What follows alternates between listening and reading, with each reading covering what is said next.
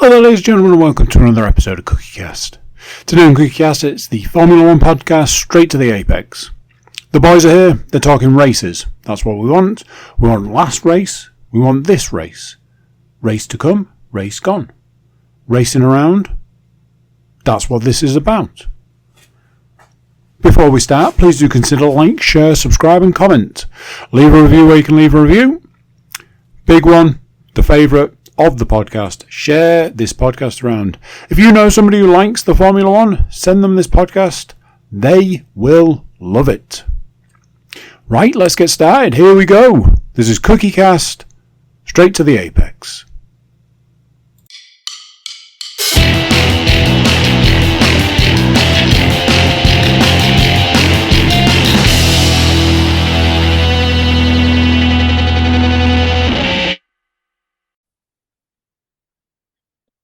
Hello and welcome to Straight to the Apex podcast, Series 4, Episode 10. I'm sounding jovial, but Tony's just put a right fucking downer on this podcast saying that okay, I will lose. Negative Nancy, Debbie Downer.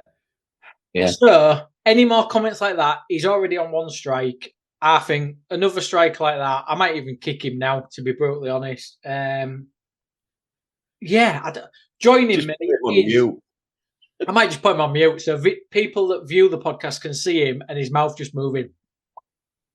Joining me as always is the positive, the fantastic, the good-looking Mr. James Stainforth. What up, motherfuckers? And the not-so-positive, Mr. Negative, Mr. I don't want to say ugly because that's awful. He's not ugly. He's buff. He goes to the gym. But he's Mr. Negative, Mr. Tony Rawson. Hi. Hi. Like doing a podcast with Christian Horner. Oh, God. Why? Well, that's a slightly different podcast. And I have no idea why he's so negative when he's banging a Spice Girl. And a decent one at that. Don't know. Yeah. Let's not get into the Spice Girl debate. I think Scary would have been better. I think Scary's she's got it all. Eh? Right, that's two strikes. Yeah, sure. she wears leopard print. That would be the same as like sleeping with your nana. I'd argue that Jerry is second from bottom. If I'm being honest. I reckon she's really filthy. No. I reckon the opposite. I bet there's safety words and everying. And I thought you were filthy because you You've been pulled into like a false sense there.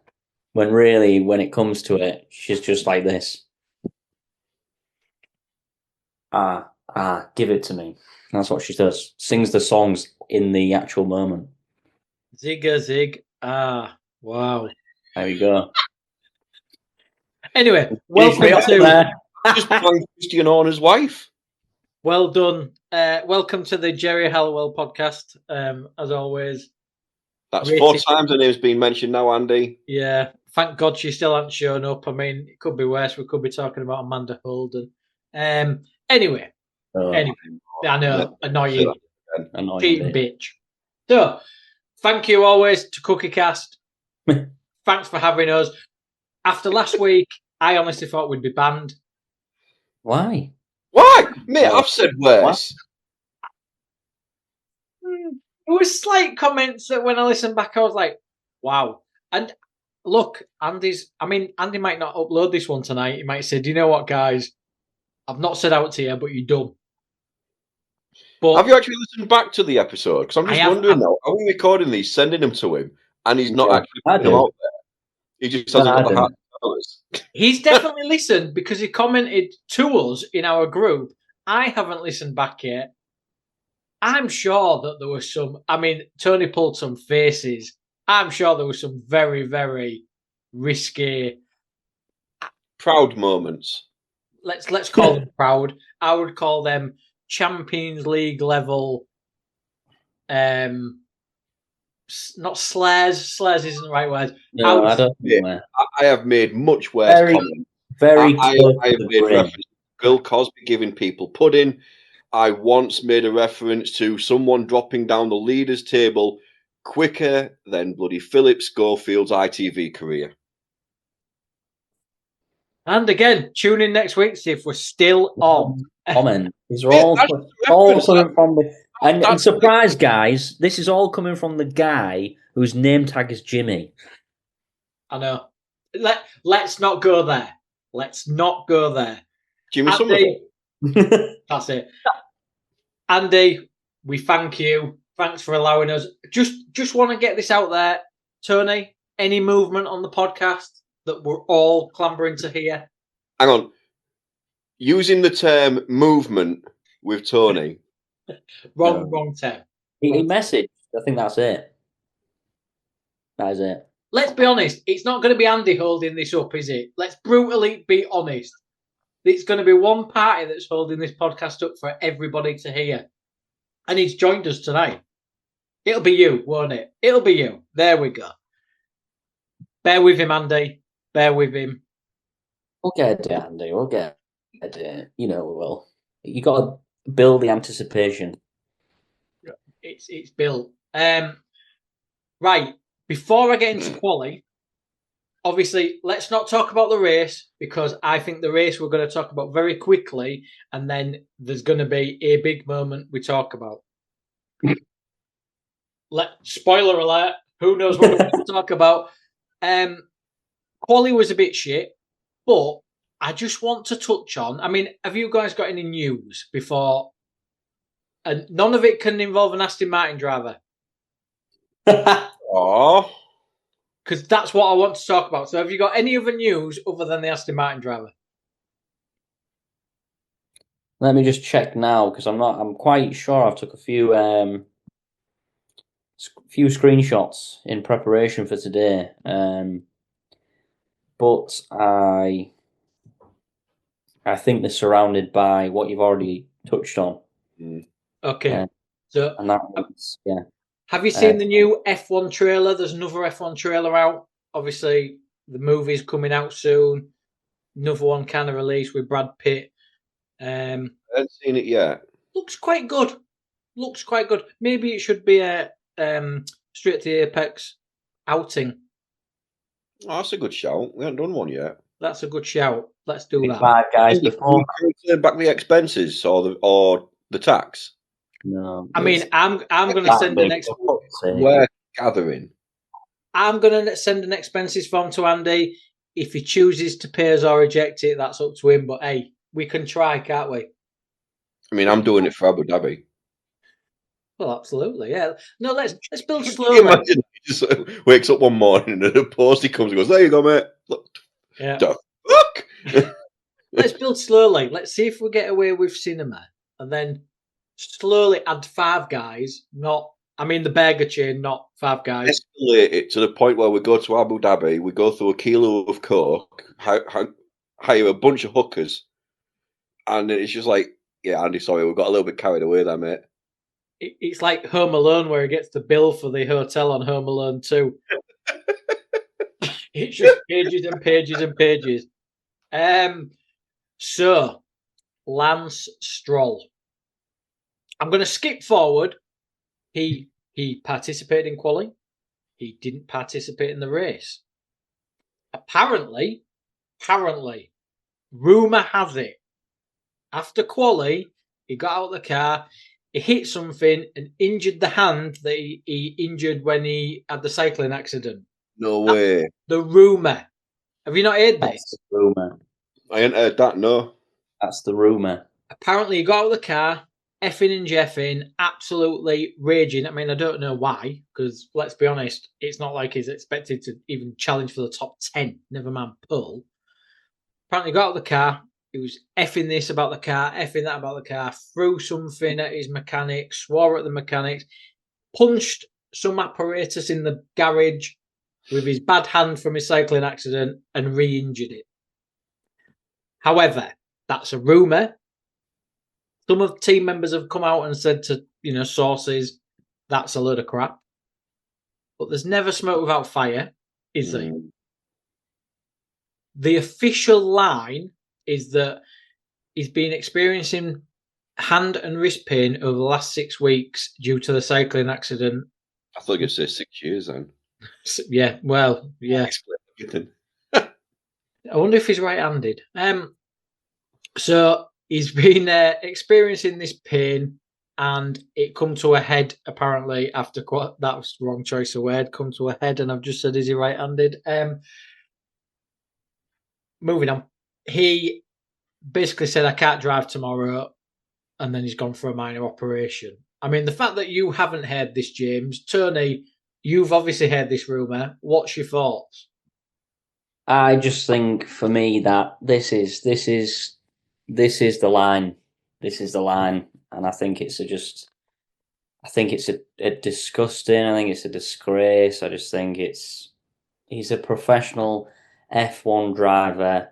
Yes, his dad owns the team, and you could argue there's a bit of a spoiled brat mechanism here, but it's ridiculous. These rumours are ridiculous. If this has actually happened, it's ridiculous. Do you think it has? Hand on heart, do you think it has happened? I'm really not sure. No. I think has he been carrying this for a while, and now because he's got knocked out and he's got a bit angry, suddenly the rumours have started. Reading interviews and people talking about Lance Stroll is very much. He doesn't say much. He just talks about the racing and the event and the team. When anybody tries to pry about his personal life, he doesn't really give anything away. Because he ain't got one. Or has he? He just puts him back in a box when he's finished racing, and then he don't come out again. What? Like a Vince Williquist dummy? Okay, Lance, back in the box. I think he's got. I think he's got. I think he's got the world at his feet, and F1 racing just seems to be something that he's doing right now. It's not really an issue. It's not a biggie. It's his job. Not like other drivers where it's like a Hadjar, for instance, where this is everything. This is everything. I think we said something similar to this before. It might have been on the podcast that me and you recorded, and then it just all went. Well, Aston Martin. Yeah. But we kind of said, is he really interested? Because let's face it, it's not like he. I'm going to sound like I'm a jealous arsehole or something here, but it's not like he needs the money. No. Is this an excuse for his exit? Is the injury going to be an excuse for him to exit the sport? Well, I don't know, because I'll come to you in a sec, James, about obviously you're hearing these rumours for the first time. But the only doubt I have, I didn't believe it when I read it, but the only doubt I have is, we've seen a side of him where he's angry at the car because it's underperforming, and Lawrence has also kicked off, and, they're not very happy. But Adrian Newey's been there a few weeks now. He's not going to perform miracles. He's good, but he ain't a magician. What makes me doubt and think the rumours are true is he's done back-to-back races. He's apparently had this injury for 6 weeks and managed to do quali and races. He's done weekends where he's done sprint, quali, and a race. You're telling me he couldn't have just put up with the pain for Sunday and then said, we've got 2 weeks off, I'm going to go get an operation, this is the driver that's going to replace me. The fact that he dropped out after quali on Saturday, they didn't have time to replace him because the 2 reserve drivers, I think one's in Le Mans and one's doing some other series. That's put the team.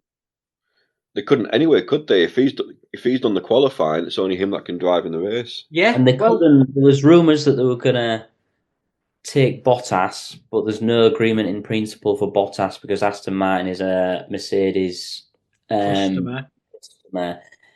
The only thing that makes me lean into the rumours is the timing. And it fits with the spoiled brat. It does. I was just about to say, are you thinking like he's grown up and whatever Lance he wants, Daddy gets, and gets it very quickly, and Adrian Newey's come in, and as soon as he's walked through the door, Lance is then thinking, "That's it, it's fixed. I've got the fastest car in the world straight away." No. Yeah, I do. I think that's exactly right. And because it hadn't happened in 3 weeks, he's throwing the toys out the pram and said, "You promised me, Daddy, that you get me a fast car for Christmas." I just think that you've actually hurt the team because they've potentially lost point. I know this is, Lance Stroll doesn't score points. But, but this ties back, this ties back into what I just said. Like, this is where I think this is where it's crossed the line. Like, you can't just do what you've done and then drop out on Saturday. That's just bang out. Like, you can't do that. That's not fair to the team at all. It's not fair to all the employees, everyone be at the scenes. All of a sudden, I can't race tomorrow. That hurts the brand of Aston Martin, I think, in my opinion. What do you think, James? Obviously, you knew what happened, but then obviously these rumours that are swirling around. Well, first of all, I'd just like to highlight, like I always do, I love the name Mike Crack. I just think it's brilliant. And seeing it on the news again today, Mike Crack has come out with the news of Lance Stroll and hoping that he'll be back for the Canadian Grand Prix. I just had that little giggle for Mike Crack. Mike Crack. And yes, I am saying my crack instead of Mike Crack, because for one thing, it's difficult. And for two things, it's just fucking funny. No, I think I can take like elements of you both. Tony with the timing kind of thing, the rumours probably are true because of the timing, but I can then tie his lashing out with what me and you just said about the whole kind of, is it because he just expects to have the world's fastest car as soon as, the prodigal son, that is Adrian Newey, shows up on the fucking doorstep. No, that hasn't happened overnight. He's just... Is he just tired? He's done 3 race weekends, which that's another thing that I'm going to talk about in a minute. Is hoping to get into Q1, he misses out, so he just is fed up. He gets angry, he's lashed out, and he's hurt himself. Unfortunately, he's lashed out on the same arm that he's reactive, but it's just unfortunate circumstances. I think the tired thing though is, you want to say to the guy, I'm not being funny, mate. It's not your first season. No, you know what happens, and there's 19 other drivers out there, including 6 rookies. Because that's been reported again. It's the third. They're tired and they're jaded, and all the G forces. There's more laps, and the cars are going quicker, and so they must be. That really pisses me off because they are the absolute ultimate race drivers in the world. Like, they are chauffeured around to drive that car as quickly as possible. A couple of hours a day. What I don't understand. That's not an excuse. These guys are getting paid thousands and thousands and thousands of pounds. They are the face of some of the biggest car manufacturers in the world. They have, and think of the positives they have outside of F1 is ridiculous. Yeah. So I don't, and again, the recovery, the things they have to recover, I don't buy that. I'm really fucking sorry. I just do not buy that. It's one more race for 2 weeks. You've got 2 weeks off after this race. You've done back-to-back races for 3 weekends. You're telling me your body can't do one more race. You just get painkillers, or you'd even try and start on the grid. And then if it got too bad, just say, look, guys, I can't stay in this car anymore. I'm going to retire. Okay, Lance, you tried your best. Thank you. But to not even make the grid and just cry off on Saturday, maybe it's not as bad as the rumours are saying, but maybe he did slam something down, or maybe it's just an excuse and he's gone, do you know what? I don't want to race. I don't know. Like you say, I agree with both of you guys. I just feel like he could have done one more race. And like you say, I agree exactly what you've said, Tony. The Aston Martin brand has took a hit for this because the owner's son has decided, I'm not racing tomorrow. Yeah. Even the pit crew, they're probably sitting there going, I could have been at home. Yeah. With my wife and kids. Yeah. We might as well have not bothered the full weekend then, mate, because you've qualified and then you've not bothered showing up on a Sunday. So I could have not travelled to Spain and had the weekend, just brought one pit crew. Cost saving era, save money for the team. So that's more money in your budget. And don't forget them drivers sat on the sideline, the reserves, Drugovic and don't know what the other guy's called. No. Well, just for the carbon footprint alone, Lance Stroll, you're a wanker. Yep, yeah, I agree. Sorry. Yeah.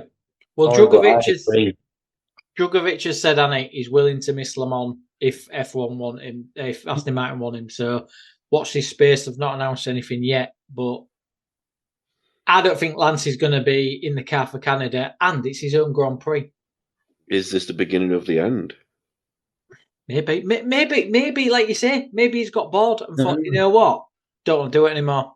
No, because I think every fan, including us, are infatuated by F1, and we think every race, every lap is insane. It's insane. It's incredible to us. It's on another level, another planet. To Lance, it's not. It's not. No. Not as big as we all think it. So it's like, I don't know, it's like, do we go out next Friday or not? Nah, let's give it a miss. That's what it's like to him. Yeah. You know what I mean? Like, I'll miss Canada, but then I'll be back for the next one, or I'll miss the next two, but I'll come back and I'll give it a go again. As in, somebody else would be a lot more gutted in the respect. I don't know. Well, look at Hadjar. I think as rookies go, that kid is solid. He's doing really well. He looks a decent driver. I mean, Bortoletto's got a poor car under him. Lawson's not a rookie, but my God, we'll talk about him in the second half. I think Hadjar's got that. You can tell. I mean, every time he looks at Lewis and sees Lewis, he's like a fanboy, and he's like, "Oh, Lewis!" But he's getting to drive with his hero, and like you say, that excitement's there for him. I don't feel like it has ever been there for Lance because Daddy's just bought him success. And now we can't buy him success because, let's be honest, you're in the big leagues now, son. Like, you can't just buy success in Formula One. It don't work like that. It's interesting. Let's watch this space. Let's see what they announce in the next couple of weeks. See if he's driving in Canada or not. It's very interesting. Quali. So, Quali, I'm not going to bore you with knockout 1 and Q2 and Q1. Quali was a bit shit. It wasn't, I mean, Spain as a track, not the greatest. It was really hot, so the tyres were a bit pants. All I've got is Piastri was 0.2 faster than Norris, which is the biggest margin we've had this year. Yeah. Max Verstappen and George Russell, we'll come back to them names also, set identical times, but Max set his first, so he got third on the grid. So Piastri was pole, Norris second, Max third, Russell fourth, Lewis fifth, Antonelli sixth, Leclerc seventh, Gasly eighth, Hadjar ninth, Alonso 10th. Any other big things from Quali? Not really. But the only takeaway message is, I think for me, and I don't know for many other people, but that Quali was kind of the penny drop for me. That Oscar Piastri is the quickest this season. His car is quicker. He's more in tune with his car. He is the quicker driver, and he just 2/10. More relaxed. There's no pressure on the kid. Yeah. Like I said before, pre-season it was all Lando's favourite, Lando this, Lando, and Piastri just sat there in the background going, I'm in the same fucking car as him.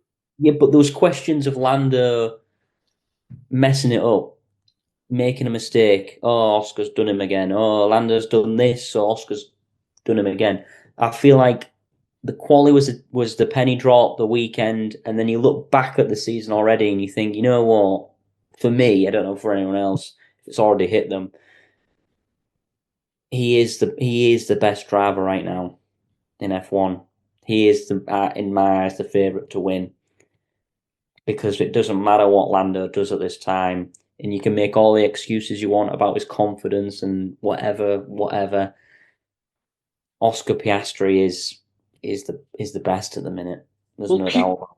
Q3, Norris actually set a faster time the first lap, didn't he?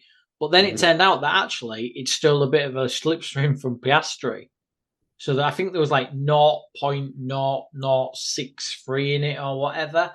And then when they come out for that final lap, it's like Piastri literally stepped up a notch and Norris was already at max. Yeah. He was already at max. And 0.2 in the same car.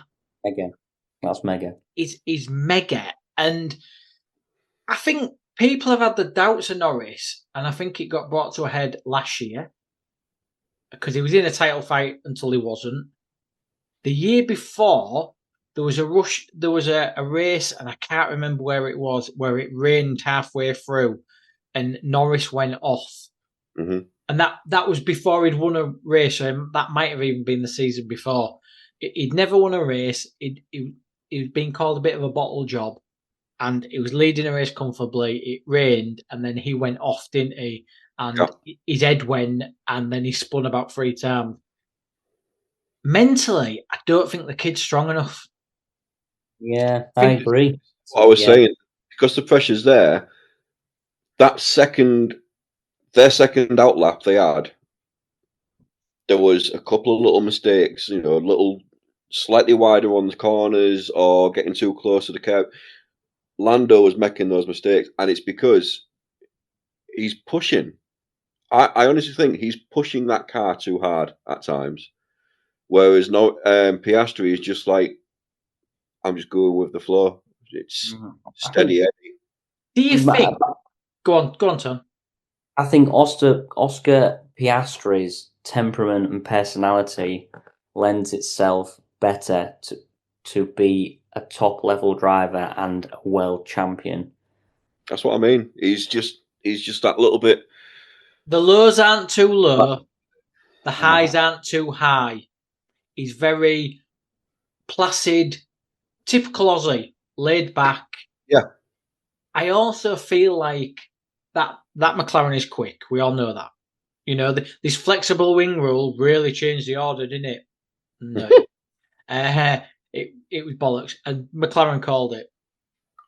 However, I get the feeling, and I may be wrong, I feel like Norris, to win a race, Norris has got to outperform his own ability to win that race. Even if the car's quick, I feel like Norris has got to be 99 out of 100%. Yeah, Norris has to have a very, very good race to win. Yeah, and he's pushing himself. Like, if it was a marathon, if it was a marathon, he would be running at a pace that's so fast he can't sustain it for each race. Yeah. Piastri, I think, drives at about 70% of his ability because he makes it look easy. Yeah. So I think talent-wise, where they say Norris and Piastri are level, I'd disagree with that. I think Piastri's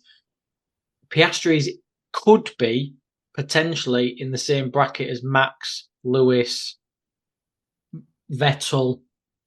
I think he's in that bracket of the greats, potentially. Like, he's only in like season 2 or season 3.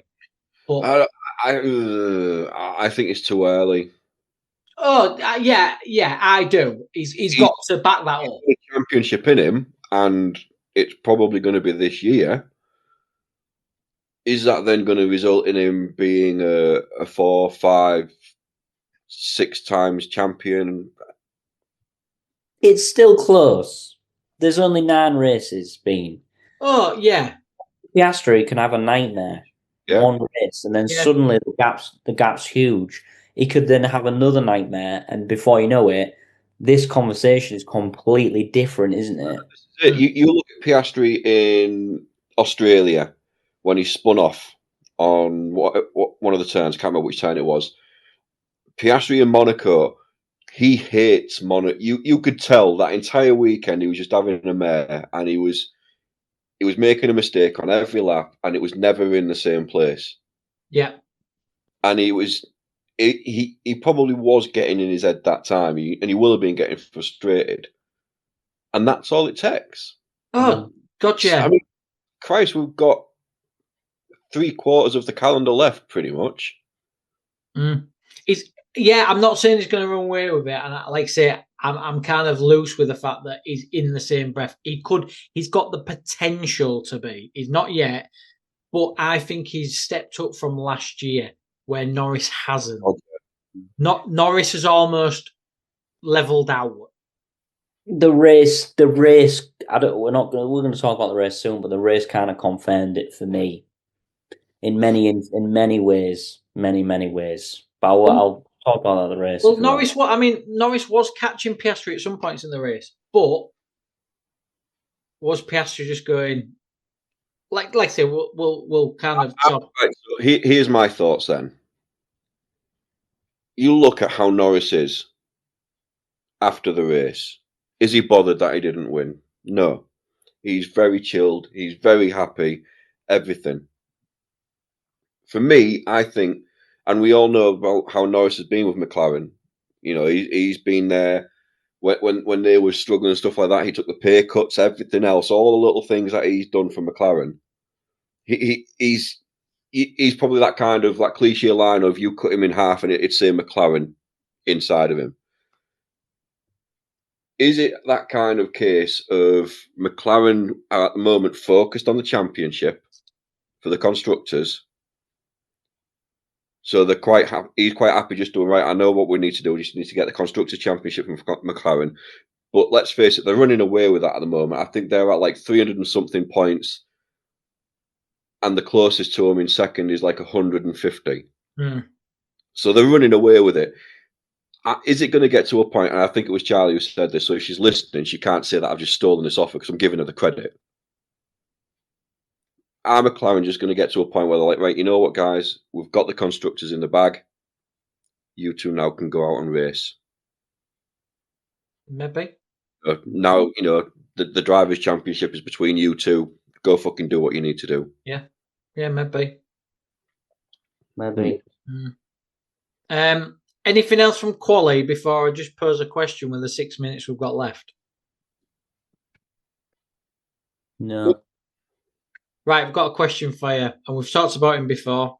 Nico Rosberg, your thoughts on this week's commentary? You can talk about the race commentary as well. Obviously, we won't talk about the race, but his overall performance because he was also in place of Brundle as well.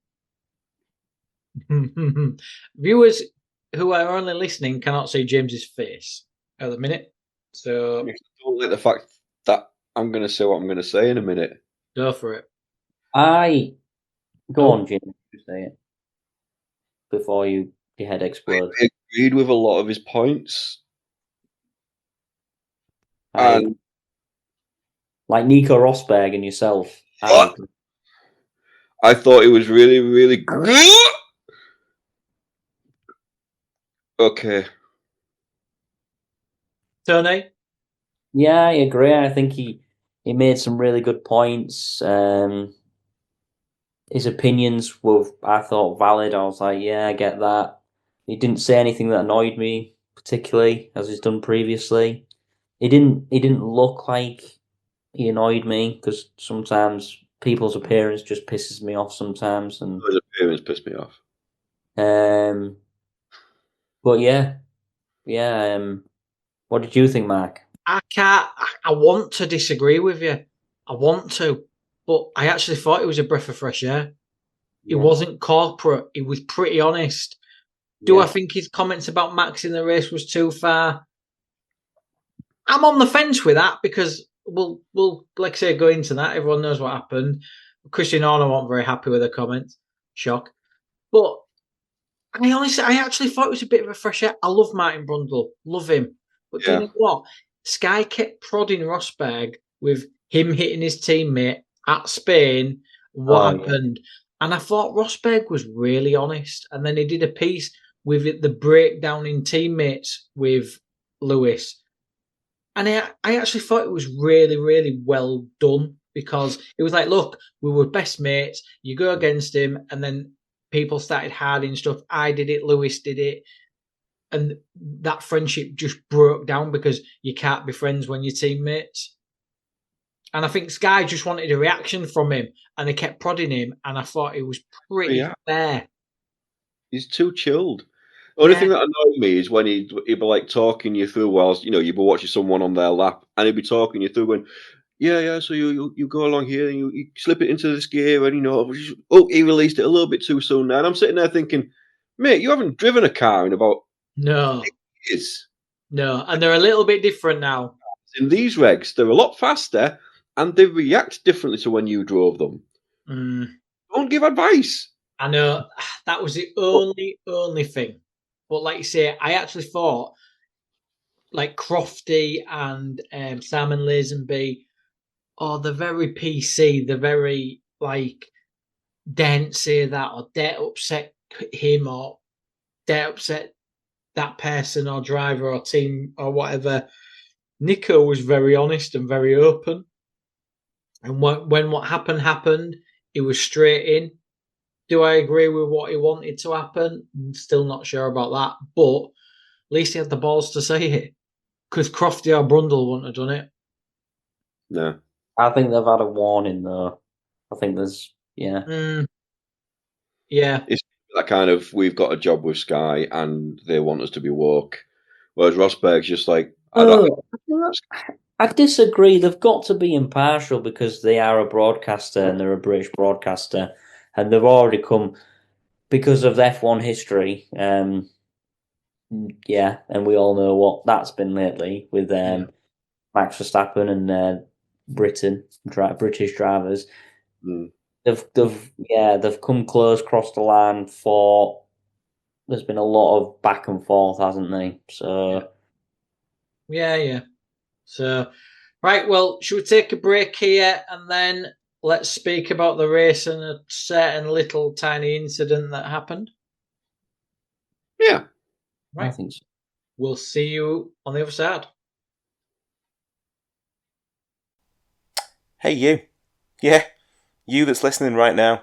Thanks very much for tuning into this episode of Straight to the Apex, the Formula One podcast from CookieCast. If you're enjoying this episode, why not like, share and subscribe? Whilst you're there, feel free to check out some of the other podcasts that CookieCast has to offer.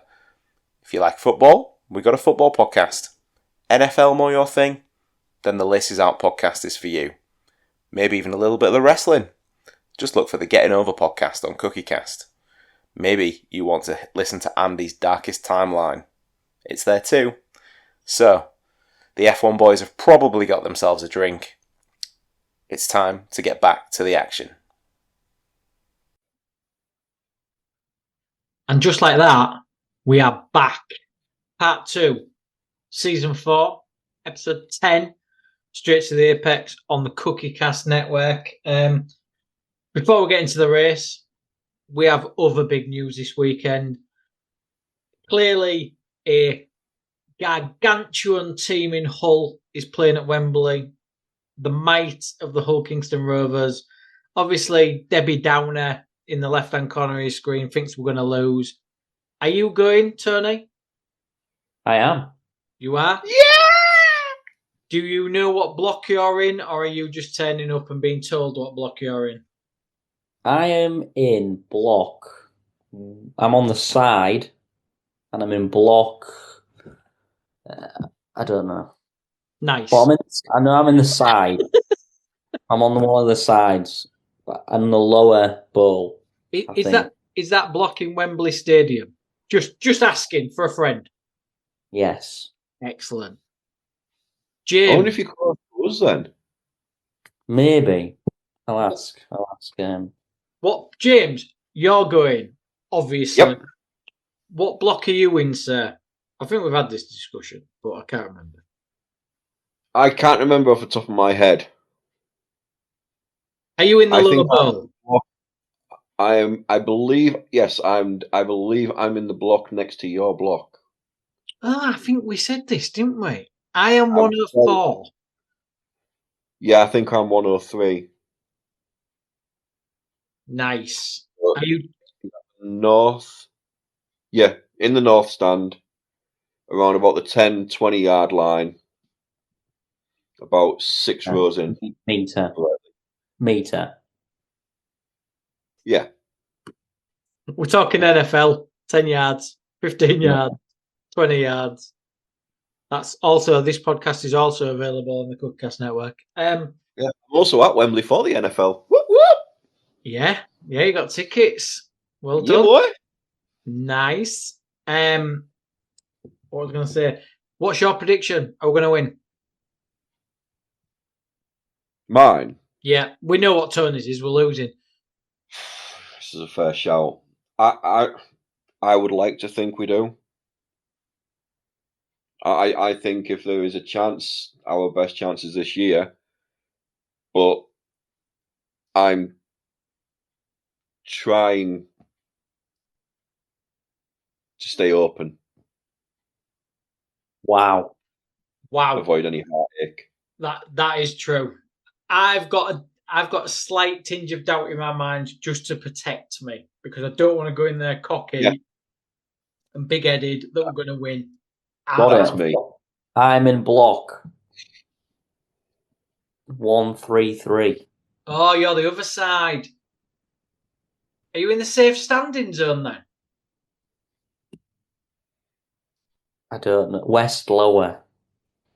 C 302. Oh, you're in the C. Right, okay. Well, we will be all at Wembley Stadium. Travelling down on the Saturday, or are you going Friday night? I'm there Friday night. Saturday, just jump on the private jet like Lance does and just scoot down. Yeah, fuck the carbon footprint, Greta. We're doing it Taylor Swift style. Land in the stadium. Walk to the sea. Drop in. What a guy. What a guy. Right. Let's go. Race time. Sonoda started from the pit lane again. Race start. Max got P2 straight off the bat, turn 1. Lewis got Russell, and then Leclerc followed Lewis past Russell. Antonelli ran down the escape road and lost a place. Hulkenberg gained 5 places, getting up to 10th. That was because Lawson hit Alonso. Again, remember the name. Lawson hit somebody. He also hit Albon, because Albon had to pit because of wing damage. James has gone. James has done a runner. So Albon got wing damage on lap 7. He also got wing damage later on in the race. What other points have you got from that beginning bit? Anything of note, really? I've just got Piastri, good start. Lando Norris, not so great start. Back foot straight away. Max passes him. Yeah, not going backwards at the start is not challenging for a lead, is it? So no, it's no good, at all. When he should have just been like, right, just defend. Yeah, he's got to remember we two fastest cars on that strip. He could have just lead, and then you've got the whole race to race each other.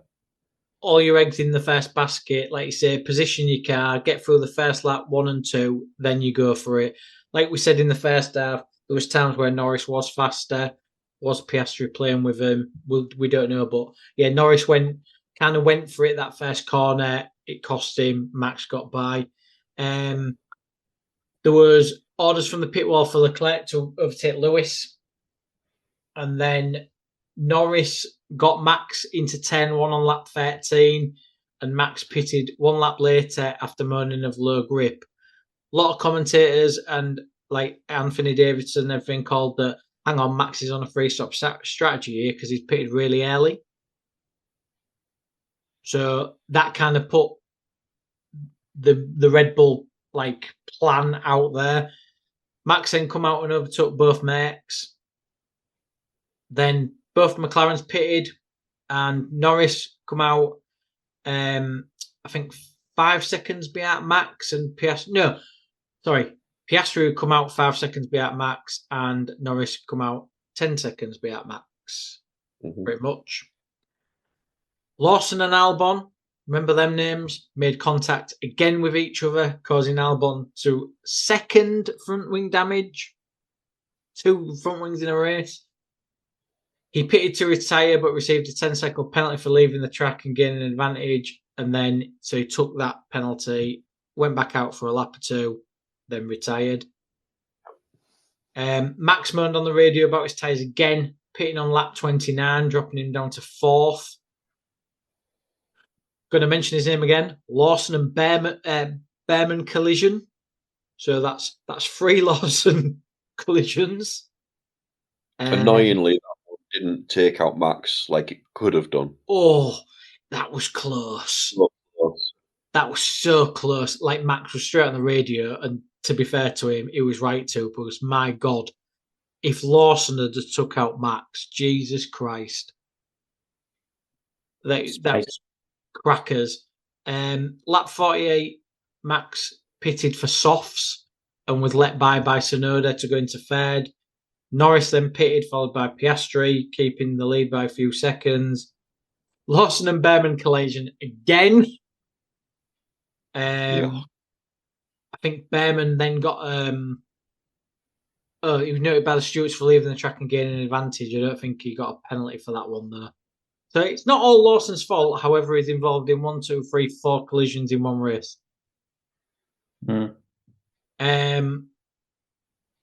So then I've got top 3 pitted. Oh, sorry, no, right. This is so anything before the Antonelli breakdown. Have I missed anything? Anything you want to add?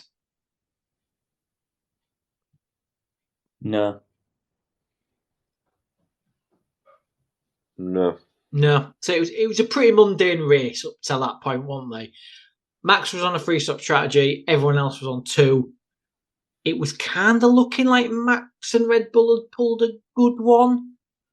Could have done, because obviously they'd have had fresher tyres more than anyone else. It was kind of playing out.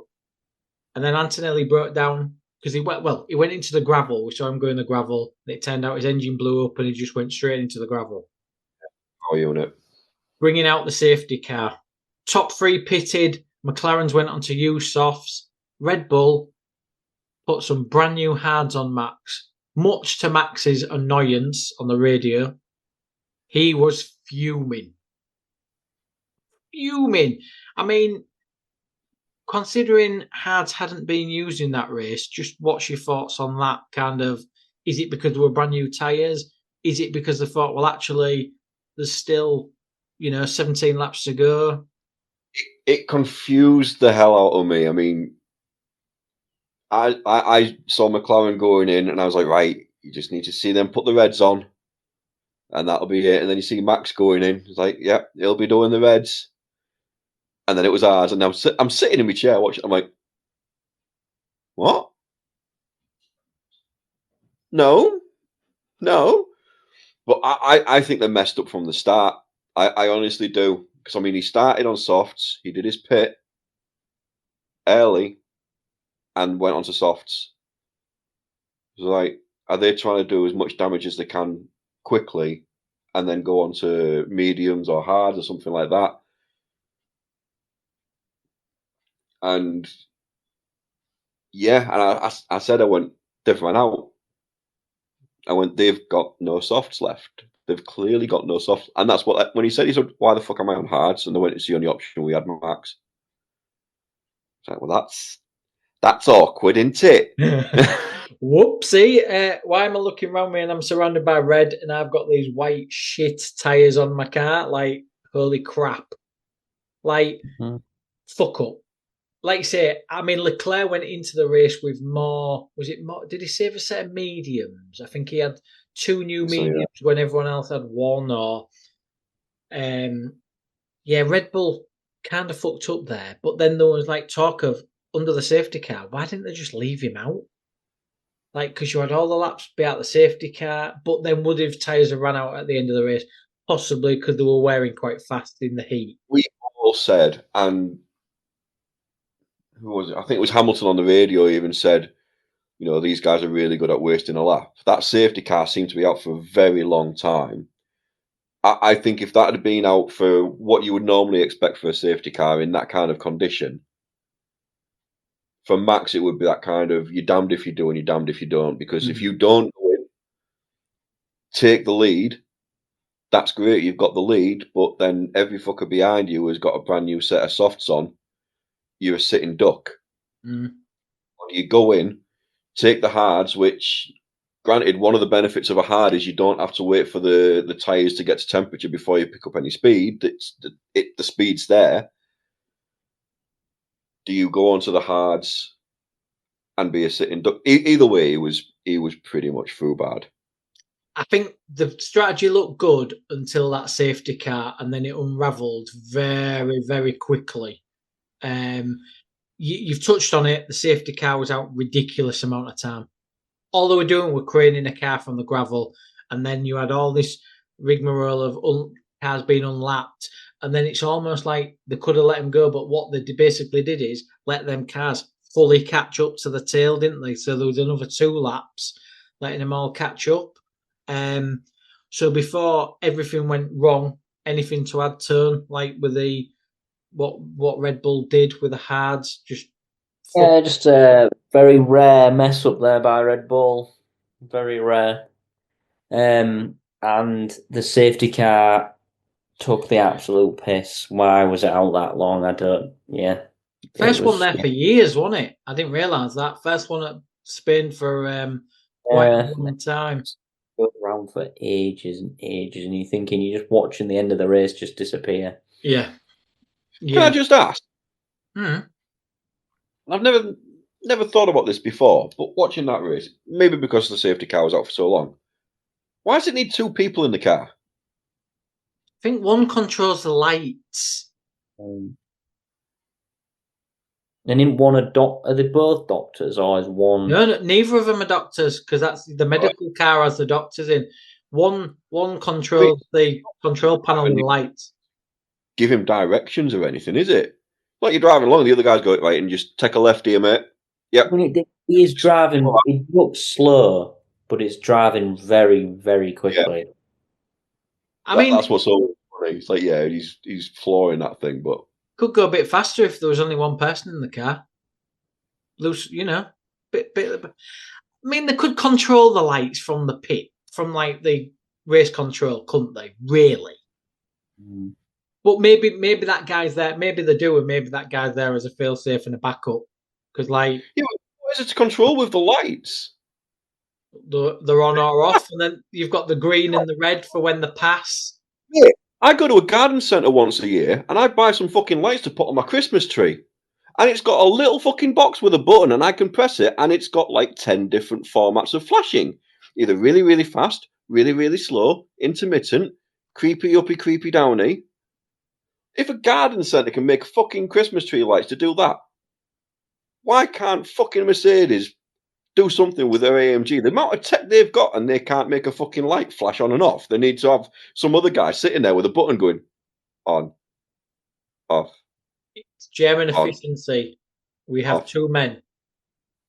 I nearly said the driver's called Bert Humperdinck, but no, he's not. It's Bert Mylander, innit? It's not Humperdinck. That's the singer. Anyway, sorry. Yeah, sorry, you've lost me. Right, so then the safety car peeled in. Piastri decided to slam his brakes on and nearly caused the mass pile up like on the M25. That was quite funny because they all nearly absolutely barricade into each other. Then Piastri, to be fair, got his restart spot on, caught them all after the hard braking, caught them all. Max literally come out the last corner sideways, allowing Charles Leclerc alongside. The 2 of them then touched. Now, Leclerc said, yeah, it was my fault. Max moaned. But Leclerc said basically Max was trying to push me onto the marbles and I was having none of it, so I turned left. So they touched on the straight. Possibly lighting the touch paper once Max was the hard tyres that he saw. Then Leclerc hit him, probably sent him to DEFCON 3. I mean, we're all in agreement. It was just them two going down the straight. The kind of touch, but there was nothing in it, was there? It was like wheel to wheel. They then touched. First corner. Here we go. George Russell decides to involve himself. Makes contact with Max. Forces him down the escape road. Max is straight on the radio. He's hit me. George is saying this, that I was alongside, under per the rules. Max goes down the escape road, stays in front of Russell. Red Bull panic, because straight away it comes up under investigation. Red Bull panic. GP comes on the radio and says, look, Max, let him by. Let him by. It's the rule. I think he said, didn't he say it's the rules, Max? Or something like that. Yeah. Now, before the rest of it, the FIA have said that they decided with Max. So Red Bull didn't need to do that. So was that Red Bull panicking? Yeah, because I can't remember which race it was recently where they didn't give the place back. Yeah. And then time penalty. So I think they was worried about that. Christian's come out and said, really, it needs to be a quicker decision by the FIA, which I think I totally agree on.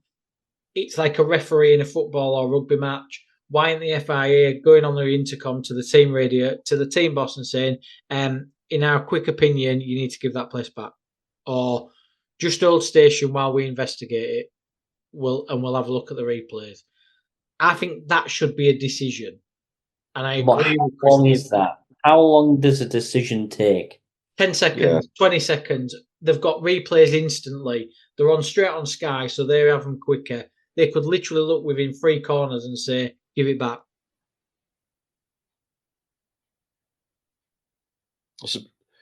I suppose that's effectively what they used to do. Years ago, till they brought in the new rule of you guys need to make the decision or we'll make it for you. Yeah. So then Max was told to give the place back. He slowed down, pulled to the left. Georgie Porgy pulled alongside. Probably, I mean, let's be honest, he was probably smugly looking at him under his helmet because that's what George Russell is, prick. And Max thought, I've changed my mind, and floored it and drove into George Russell. Now, I have been dying to find out because I didn't watch the race live. I then got a massive amount of text messages from you two that I didn't read. I caught the glimpse of one of them. I think it was from Tony, and I thought, Sky have just done that piece with Rosberg, and I bet Piastri and Norris have fucking hit each other. And I honestly thought, and I went into the race after Tony's message, and I thought, because you said something like Norris needs to give it to Piastri, and I thought they've hit each other. And then I think Tony put what a knob or something, and I thought Piastri's badged him off the road, Norris, or Norris has done something. So I went into that race thinking the McLarens have hit each other. And then what unravelled was Max being Max. So, Tony, you start. Your thoughts. He's darkened the room. Ready, look. I thought it was absolutely disgusting. I thought it was an absolute disgrace from a 4-time world champion to pull a move like that. He knew exactly what he was doing. He did it with intent. I don't understand. So that was definitely my moment of the season up to now, jumping off the sofa. I've not done that yet, and shouting at the TV because it was just. I just thought it was disgusting. It was just completely a Nico Rosberg. he was bang on as well, and what he said, that was completely against the rules, completely against racing, and it's something that you do not expect from a 4-time world champion or a world champion or a driver of F1. And again, I agree with Nico. I think he said black flag or disqualify him, and I was like, absolutely hell yeah! What a fucking prick! Like, he knows what he's done there. He knows exactly what he's done, and even the drivers after could see it. But FIA being FIA gave him a 10-second penalty. That is disgusting. Again, that is another sham. I can't believe it. But I voiced my concern on social media, and somebody replied, which made me think, yes, I understand. Yeah, I think it's all made a little bit better because it was George Russell.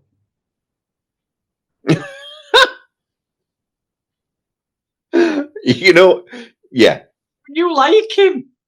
I know, but that's why I got angry. But if it was any driver, I think I would have got angry because he's full. You don't expect him to do that. That's not. Why has he done that? He's completely shown his true colours there of being an absolute arrogant dickhead. James, that is all. James, your thoughts? God. I love the fact he was George Russell. I'm sorry, I just love the fact that yeah. I agree with everything Tony said there. I genuinely do.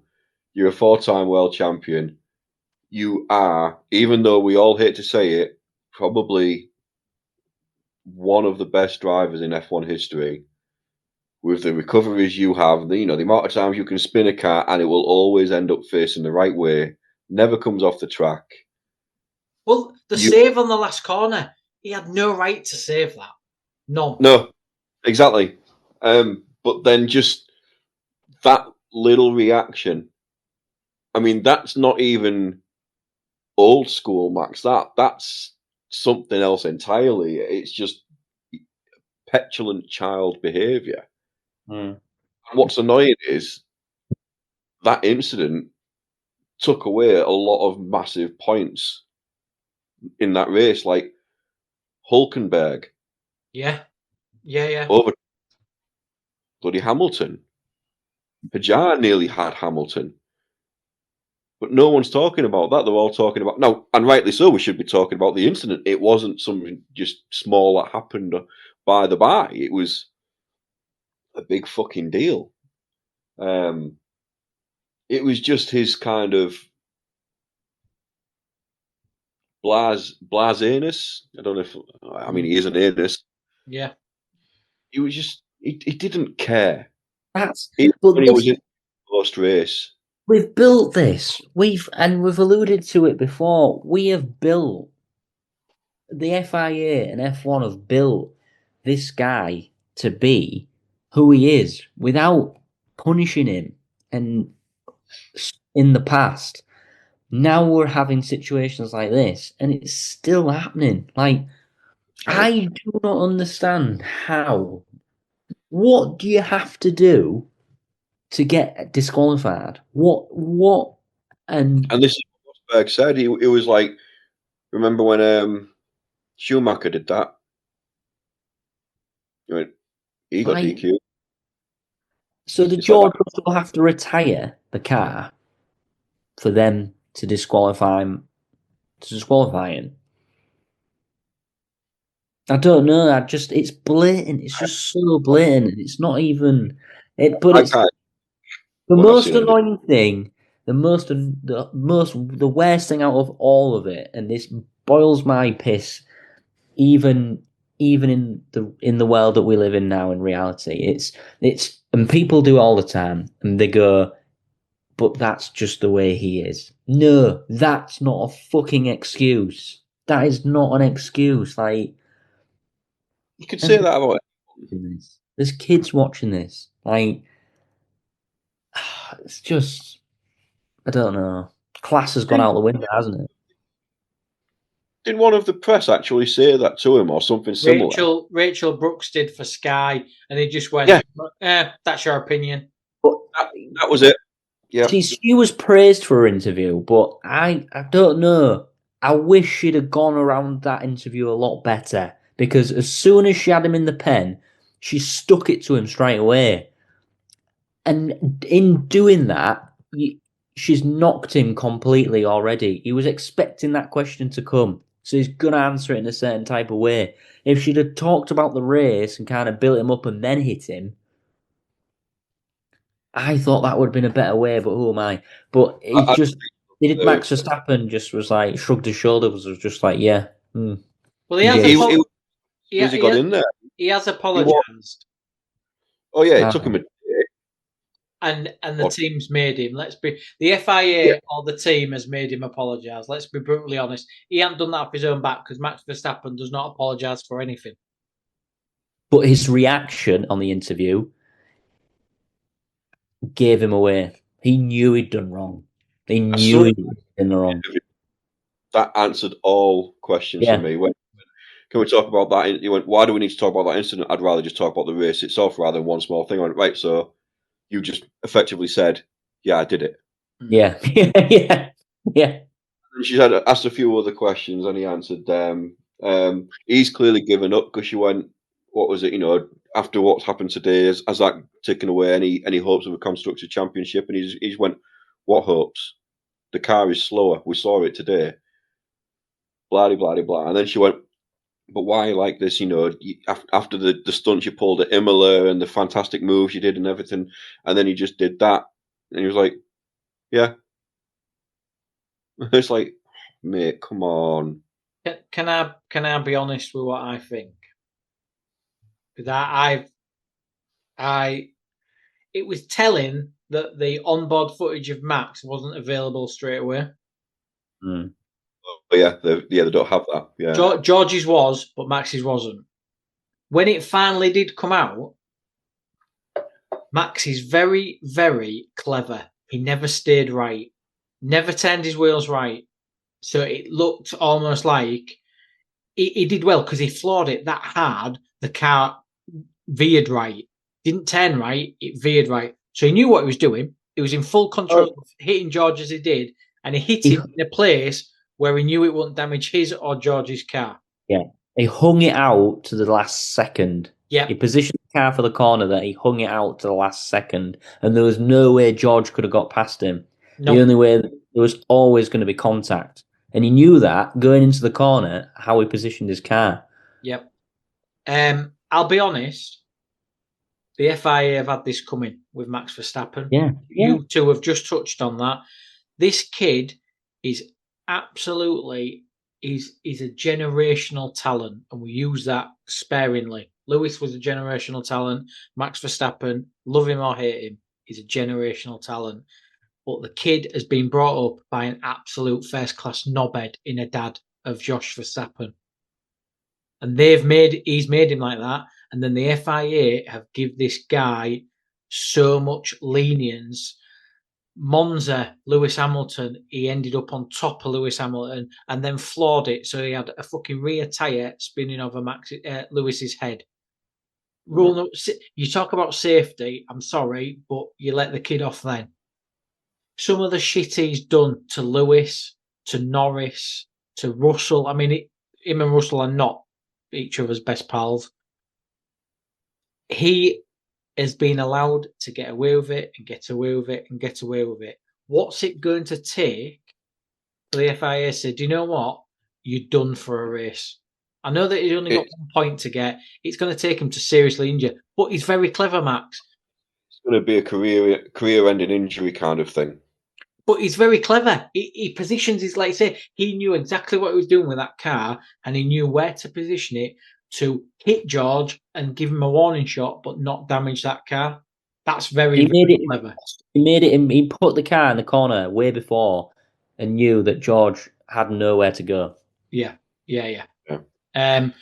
So Piastri won, Norris second, Leclerc third, Russell fourth, Hülkenberg fifth, Lewis sixth, Hadjar seventh, Gasly eighth, Alonso ninth, and after the 10-second penalty Max got, he was 10th. Do you want to whiz through the predictions, James? I will very shortly, but I would also just like to quickly touch on Lando Norris post-race, particularly in the cool room, when they saw the move that Max did and went, "Oh, I've done that before on Mario Kart." Yes. And then when he got interviewed by Rachel Brooks, and he said to George, he went, "Was that you that went into it? I can't believe you went into Max like that." And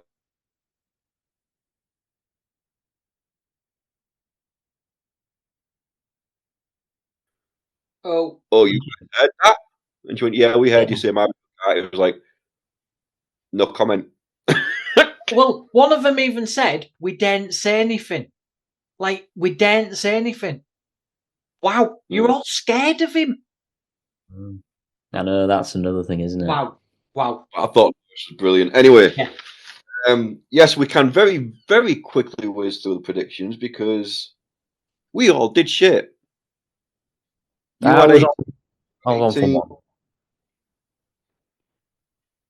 Yeah, you was, and then, well, Max fucked it up for you.